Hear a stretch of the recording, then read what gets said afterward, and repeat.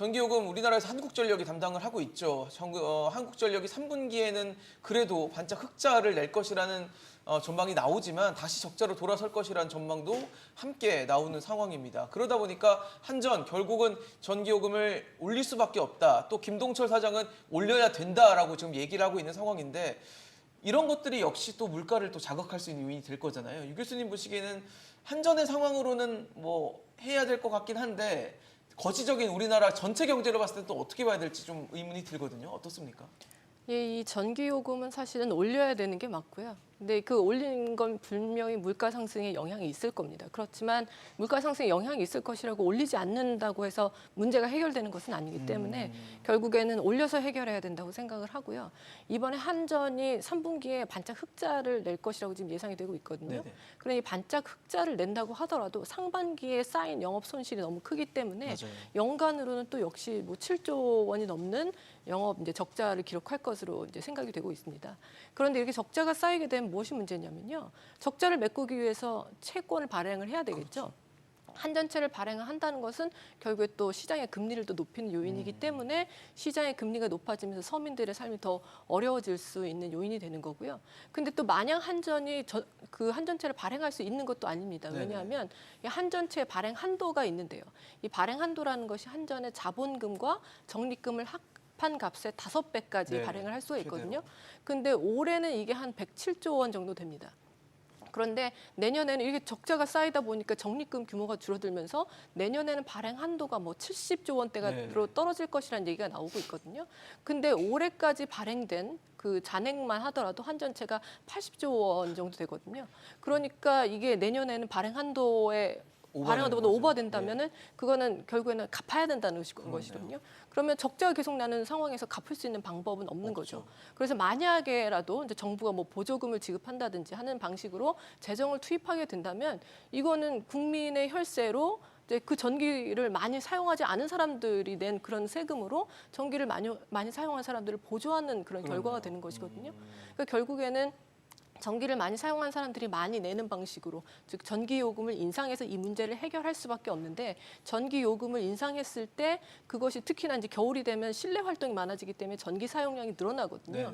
그러니까 겨울이 되면 가뜩이나 요금도 올라가고 전기 사용량도 많아지면 또 전기요금 폭탄이 올 것이고 그것 때문에 또 서민들의 삶이 어려워지거나 아니면 내년 총선을 앞두고 이것들이 또 이제 표심에 영향을 미칠 수가 있기 때문에 이런 부분들을 고려해서 또 전기요금 올리지 않는다면 결국에 계속해서 쌓여가는 문제를 뒤로 미루기만 해서 언젠가는 폭탄이 터질 수도 있는 그런 상황이 되는 것이죠. 그러니까 차라리 이번 기회에 올려야 된다는 말씀이시겠군요. 예, 그렇습니다. 네. 최 교수님 어떻게 보십니까? 전기요금. 네, 만약에 이 지금 한전이 이게 정부가 지분을 갖고 있는 기업이 아니라 이게 민간 기업이었다면 유지가 되지 않았을 겁니다. 요금을 올렸겠죠, 그러면? 요금도 올리는 것뿐만이 아니라 이렇게 안 되죠. 왜냐하면 이제 이게 일종의 이제 어떤 그 공공재처럼 그 정부가 이제 그 어떤 생산해서 공급하는 그런 어떤 제어나 서비스라고 보면 사실 우리가 이제 뭐 경제학에서 얘기하는 그런 독점 균형, 독점 프라이싱을 하진 않거든요. 왜냐하면 그렇게 할 수 있지만 그렇게 하면 생산량 줄어들고 가격이 오르기 때문에 많은 사람이 혜택을 보기가 어렵죠. 그래서 사실은 이제 이러한 그 공공재를 제공하는 그런 이제 공기업 입장에서는 그럼 어떤 그 전략을 이런 시장 전략을 하는 것이 좋을까 했었을 때 저는 적어도 이윤을 그 제로로 유지를 하는 것보다는 조금 어느 정도 조금 정상 이윤을 벌 수 있는 그 정도로 하는 것이 가장 이제 효율적이지 않겠냐 이제 그렇게 생각을 하거든요. 사실 그 이윤을 거의 포기하고 제로로 하더라도 우리가 그게 뭐 안정 경쟁을 가정했을 때 그런 시장 균형보다도 더 많은 공급량을 저렴한 가격에 공급할 수 있다고 저는 보고 있거든요. 그런데 그렇게 이윤을 포기한다는 건 결국 뭐냐면 여기에 대해서 앞으로 더 이런 어떤 발전 효율도 더 증진시키고 또 이런 어떤 그 전력 생산이라든지 이런 생산의 효율성도 늘려가고 이런 투자나 이런 여러 가지가 필요한데 그걸 못 한다는 거거든요.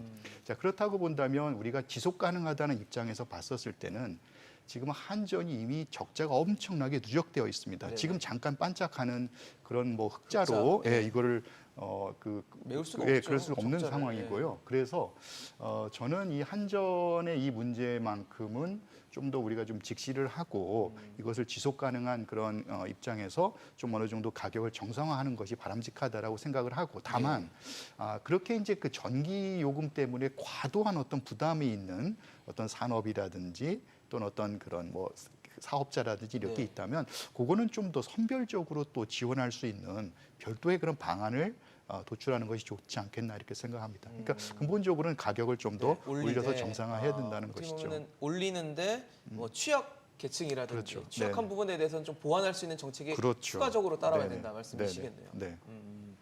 송 교수님 어떠세요? 올려야 된다 보십니까? 이게 한전 문제를 지금 국내 얘기만 했었는데 네네. 사실 우리가 한전의 적자 문제는 사실 굉장한 문제들을 많이 만들어내고 있습니다. 방금 얘기했던 여러 가지 부채 문제도 예, 있고 예. 또 말씀 주셨고. 채권 시장에서 채권 시장의 어떤 그 블랙홀이 되겠죠. 블랙홀이 되는 예. 상황도 있고요. 뿐만 아니라 잘 인지하지 못하는 문제가 뭐냐면은 지난 4월에 미국 정부에서 한국의 철강 산업에 대해서 덤핑 매입 판정을 내린 적이 있습니다. 네. 그 이유가 뭐냐면 한국의 지나치게 싼 전기료가 보조금이다. 라고 판정을 한 것이죠. 그런 다음에 10월달 지난달에 드디어 그걸 최종 판정을 내렸거든요.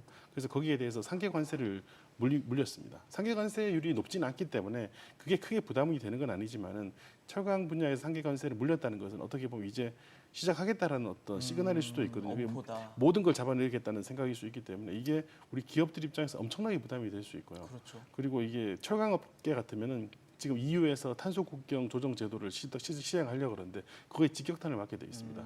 그렇게 되면 그 부담이 커지는데 철강업계 얘기하는 것은 사실은 굉장히 많은 우리나라 제조업에서 근간이 되는 부분이 있기 때문에 이게 물가 자극도 시킬 뿐만 아니라 네네. 경기 침체를 경기에 굉장히 안 좋은 영향을 줄 수 있는 부분이라서 그래서 한전의 이 적자 문제는 지금 국내적인 문제, 국제적인 문제를 통틀어 보면은 더 이상 방치해서는 안 되는 일인 게 분명한 것 같습니다. 그래서 똑같은 말씀이지만은 요금을 올려야 되고요. 다만 이제 너무 부담이 된다 그러면은 속도를 조절할 수 있는데 속도를 조절하되 그 상승세를 지금 멈추는 단계로 갈 상황은 아니고 올리는 거는 반드시 필요하다고 생각을 합니다.